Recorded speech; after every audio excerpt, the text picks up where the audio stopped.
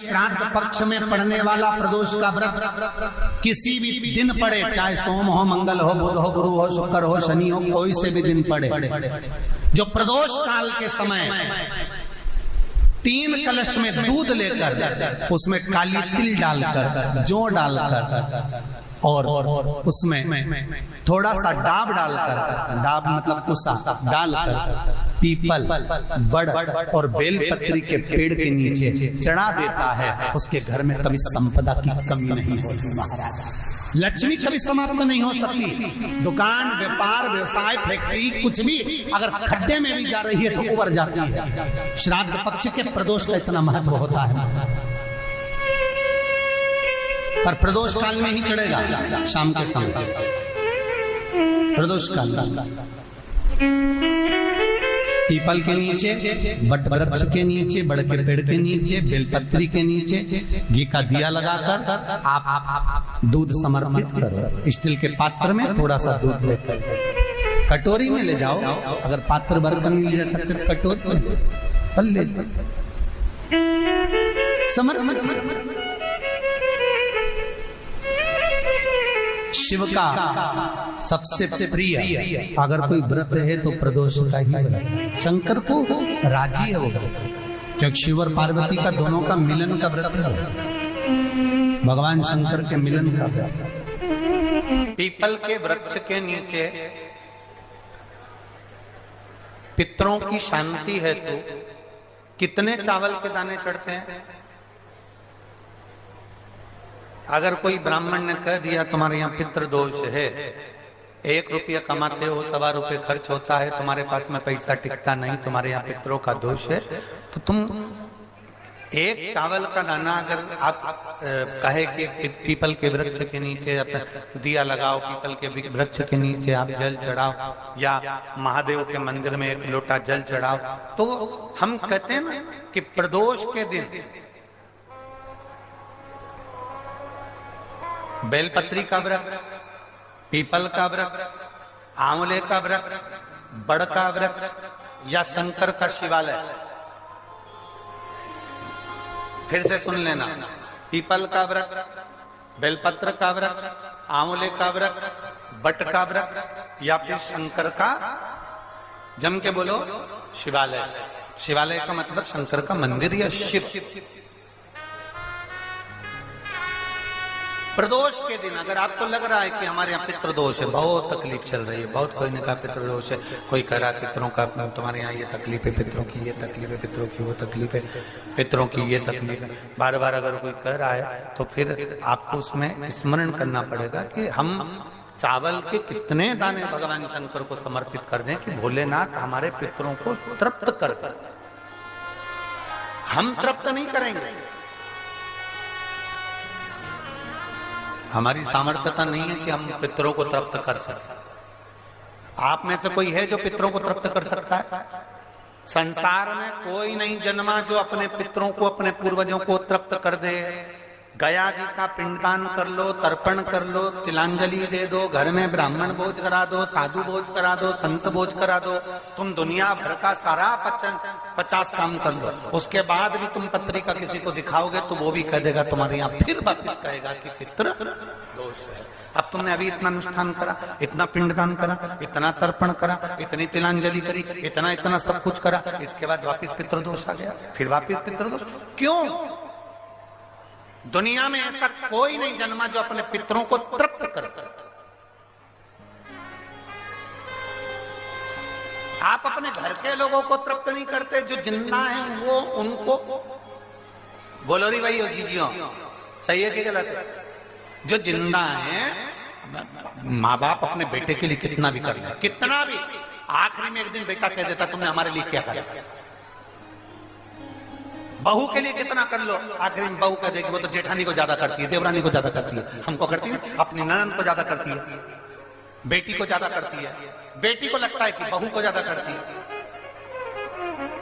दामाद को लगता है बेटी को ज्यादा करती है, नाती पंती सबको कितना भी कर लो, तुम अपने अड़ोसी पड़ोसी तुम्हारे रिश्तेदारों को तुम कितना भी दे लो, कितना भी कर लो, पर जब ये तृप्त नहीं हुए तो वो बोलो तो कैसे हो जाएंगे? अपनी सामर्थ्यता है, अपनी सामर्थ्यता है कि अपन तृप्त कर ले उनको? अपनी कोई सामर्थ्यता नहीं है कि अपन पितरों को तृप्त कर ले, या अपनी सामर्थ्यता के अंतर्गत नहीं। ये अपनी सामर्थ्यता नहीं है कि हम अपने पूर्वजों को, अपने पितरों को तृप्त कर। तृप्त कौन करेगा?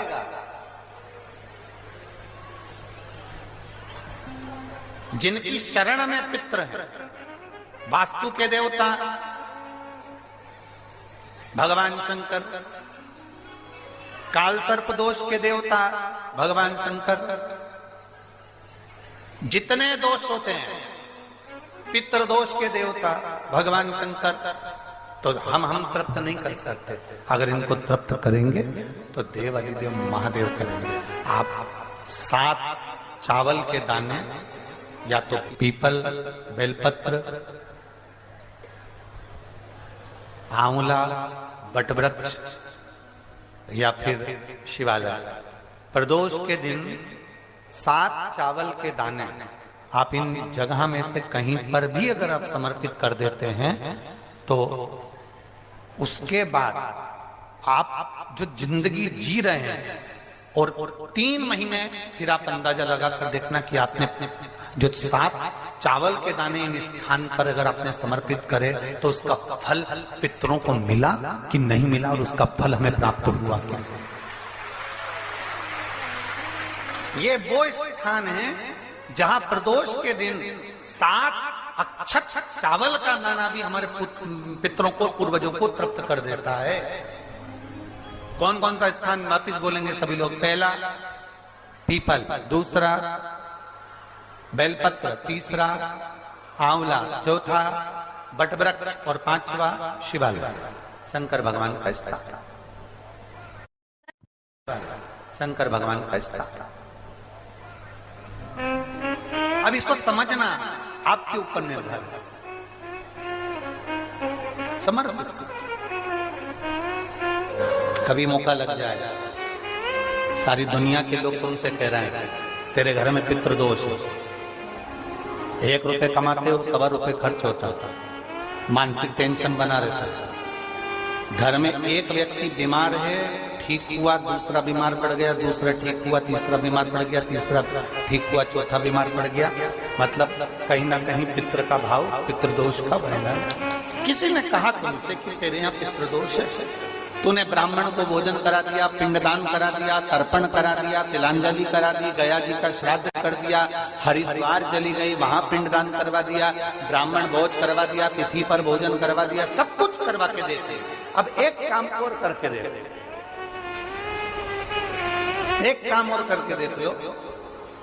जब तुम घर में भगवान शंकर की आरती, तुम्हारे घर में शंकर जी का शिवलिंग है, भले काय का भी हो, छोटा सा, भले सियोर का कंकर शंकर हो, नर्मदा का कंकर हो, चाहे शंकर पारक के हो, पीतल के हो, स्टील के हो, लकड़ी के हो, जिसके भी हो, लोहे के हो, पाषाण के हो, जिसके भी हो, शंकर का शिवलिंग अगर हमारे घर में है, और आप रोज प्रतिदिन भगवान की आरती करते हो, प्रतिदिन, और आपको लग रहा है कि मेरे यहाँ तकलीफ चल रही है, ये ठीक ही नहीं हो रही, लगभग 1.5 महीना आप कम से कम 45 दिन, 1.5 महीने के करीब में ऐसा प्रयास करना कि भगवान की आरती, शंकर भगवान के शिवलिंग की आरती करने के बाद उस दिए को भगवान के सामने मत रखो, उस दिए को उठाकर जहां तुम पानी का मटका रखते हो, हंडा रखते हो, जिससे तुम पानी पीते हो, तुम्हारे रसोई घर में जो पानी का मटका, हंडा, बाल्टी, आरओ का पानी जिस मटके में गिरता है, हंडे में गिरता है, जिसको हमारे यहाँ पितरों का स्थान कहते हैं,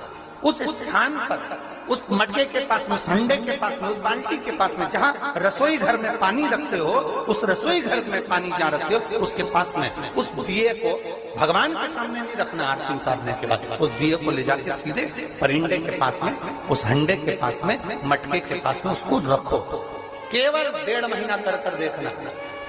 1.5 महीने के बाद तुम्हें मालूम पड़ेगा कि हम वापिस उन्नति की सीढ़ी पर चलना प्रारंभ करती है, हमें फल मिलना चाहिए। अब तुम्हें ना कहीं जाना है, ना कहीं आना है, ना कोई खर्चा है। खर्चा है क्या? ईमानदारी से बोलो, कोई तुम्हारा लाखों का रुपया लग गया क्या? रोज आरती करते हो रोज आरती। बस आरती का नियम बना लो कि हमको पितृदोष किसी ने बोला है, हमारे घर में अशांति है, पितृदोष है, कोई कह रहा है कि तुम्हारे घर में पितृदोष है। हमने सब कुछ करके देख लिया, अब हमें ये करना है कि महादेव की आरती जब होती है तो उसकी ज्योत का दर्शन करने पर 1000 कपिला गाय के दान का पुण्य मिलता है। तो ये पुण्य हम हमारे पितरों को देते हैं, जिससे उनकी मुक्ति हो जाए और हमें आशीर्वाद प्राप्त। उस दिए को नीचे नहीं रखना, आरती उतारने के बाद आरती पूरी हो जाए तब उस दिए को ले जाकर, जब आप ले जाकर उसको रखें तब उस स्थान पर रखें जहां पितरों का स्थान, जहां पितरों का स्थान।